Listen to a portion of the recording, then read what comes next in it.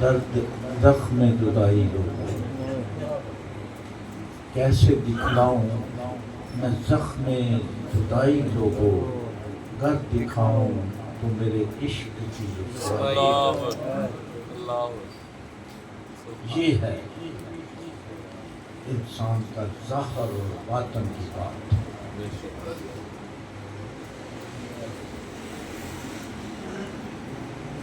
گلیوں میں ڈنڈورے پہ میں عاشق میں عاشق میں یہ کام کرتا ہوں کام کرتا ہوں، یہ سارا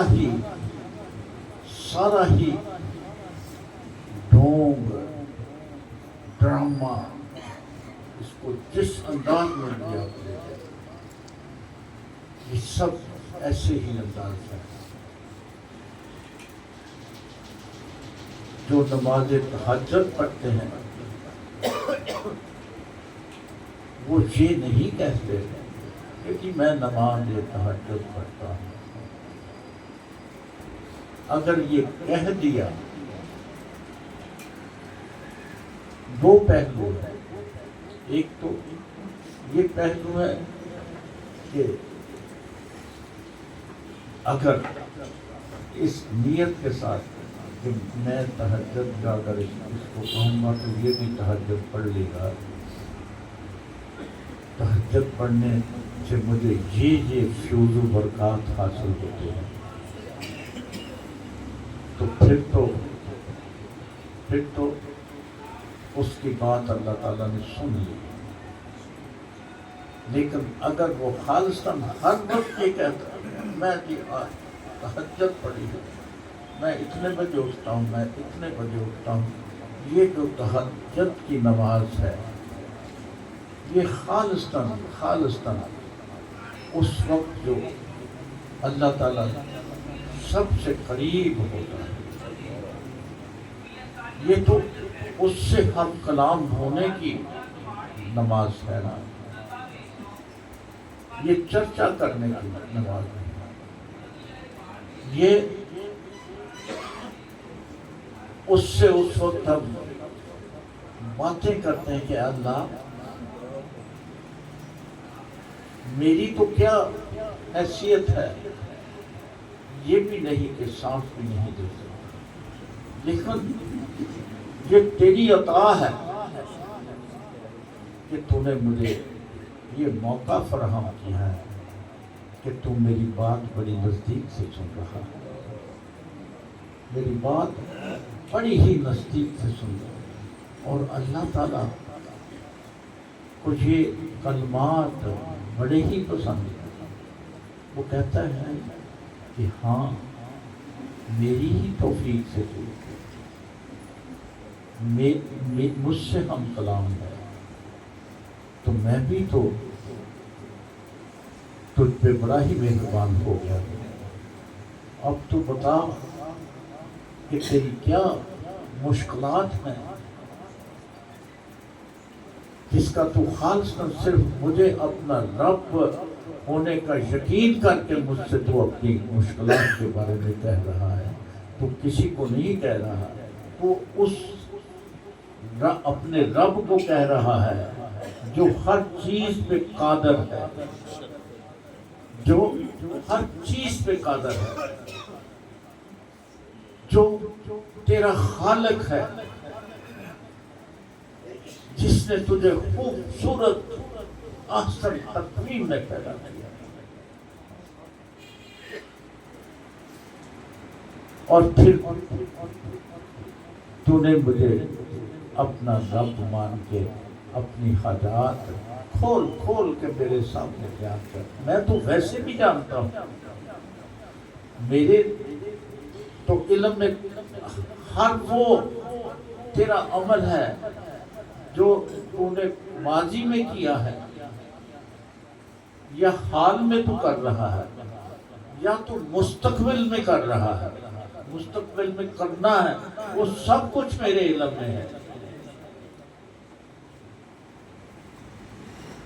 لیکن جب تو مجھے اپنا رب مان کے کہتا ہے کہ اللہ اب بتا میں میرے ساتھ تو نے رزق کیا ہے، رزق کا وعدہ کیا ہے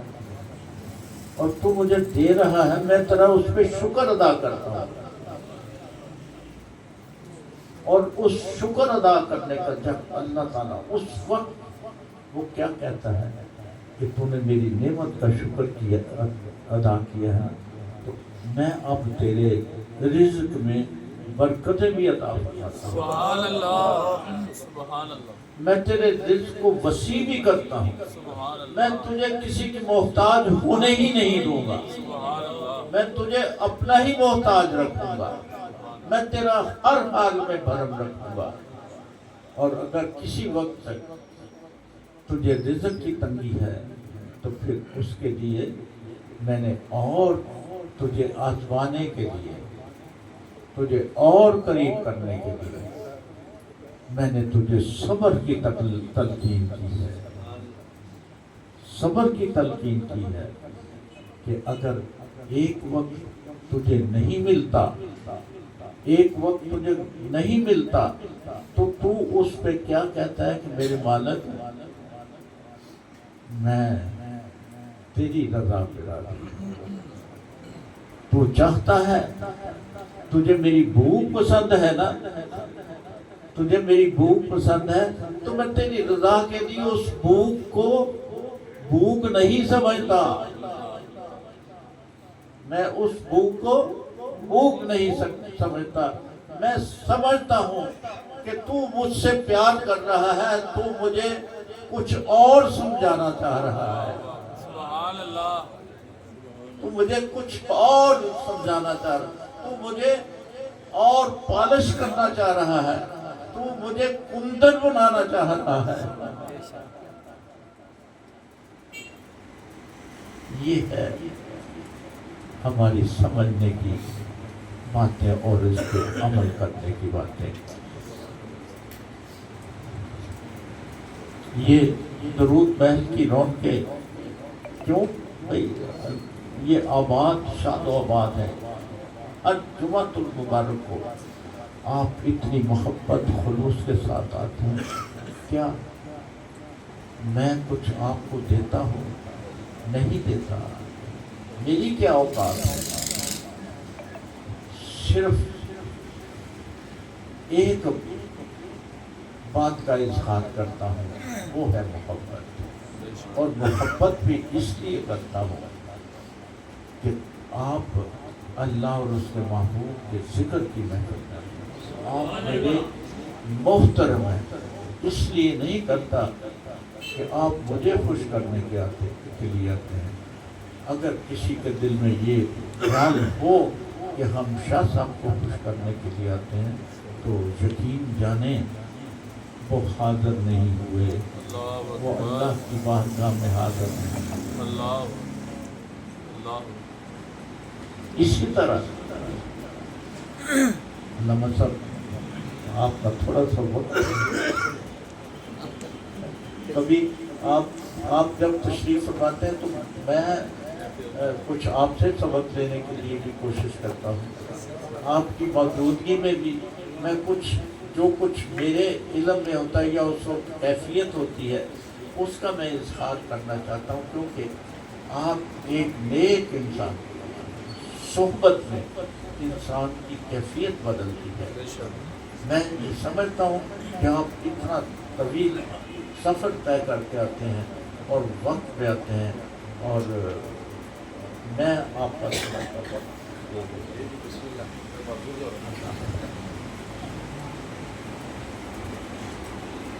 بات وہ نکل گئی دل سے، کچھ اس طرح ہو رہا تھا کہ انسان کو اللہ تعالیٰ نے سب سے جو جس کا سوال پوچھا جانا ہے وہ نماز ہے، اور اللہ تعالیٰ نے دیکھے کتنا